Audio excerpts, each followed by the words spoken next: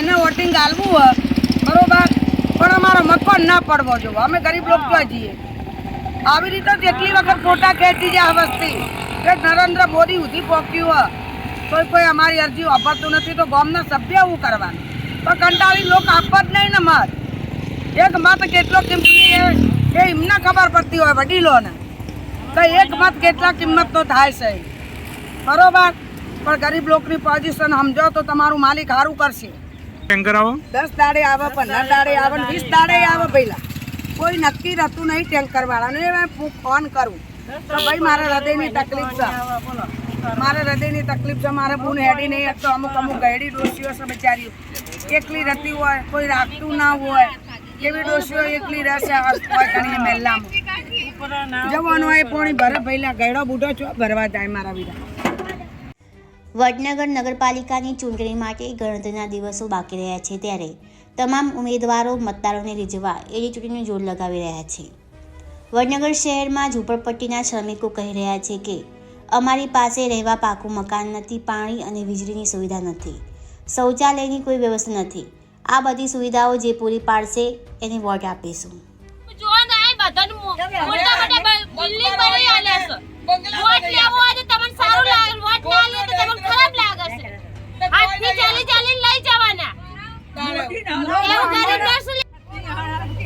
પૂરી તકલીફ બાપુ છે, બીજી કોઈ એમ કરી આલો અને કેટલી મને ટોપી નાખી આલો. તમારી મહેરબાની છે. હું ગરીબ લોક છું, છોકરા મારા નહીં, 2 છોકરા છે તો મારા નહીં. પાણી નહીં, અમારા ઘર રહેવા નહીં સાહેબ. અમે શું કરીએ સાહેબ? ગરીબ મોણા અમે ક્યાં જઈએ? અમારો સહી મકાન પાડી નાખે સાહેબ. અમે નિરાધાર વસ્તી ક્યાં જઈએ? અમે જિંદગી ક્યાં નાનો મોટો આવે ક્યાં જઈએ? અમારા છોકરાને ગળિયાના ગળિયા આ મરી ગયા સાહેબ. અમે ગરીબ માણસ જઈએ ત્યાં અમારા નળ નહીં, પાણી નહીં, અમે લાઇટો નહીં, અમારો કોઈ આધાર બનાવ. અમે માણસ છીએ. અમારા પર મત ફોલાઈને લઈ જાય. અમને 100 રૂપિયા 200 રૂપિયા આલી અને અમના મામા પહોંચી ઓટ પ્લેસ પણ અમને કોઈ સહાયતા નહીં કરી હાલતા સાહેબ. અમે આખી જિંદગીથી હોય રહીએ છીએ.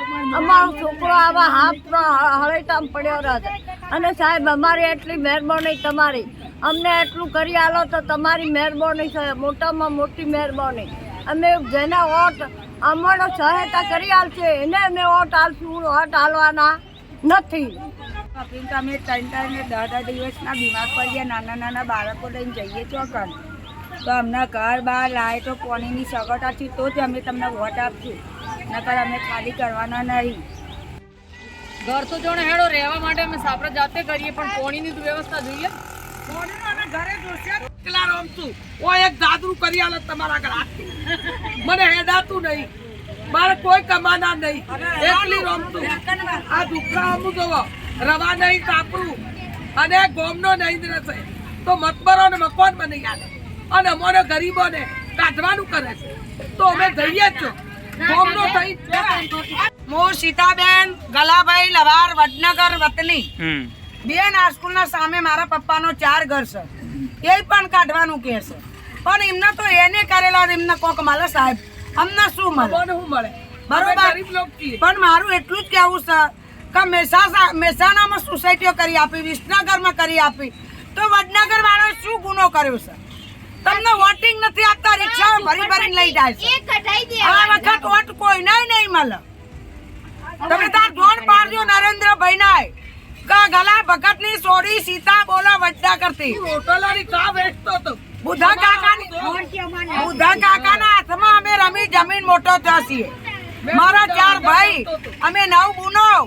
બુધા કાકાની હોટલ એક બજારમાં અને એક રેલવે સ્ટેશનમાં.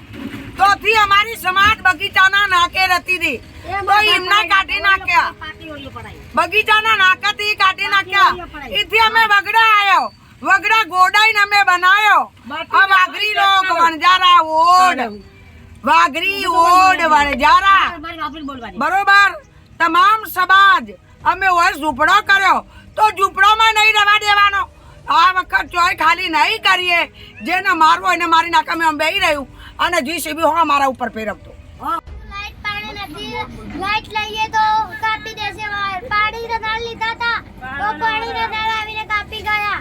આ ઘર હતું તે હવે ઘર બનાવવાનો વિચાર કરે તો ઘર કે હવે પાડી દેશું અમે.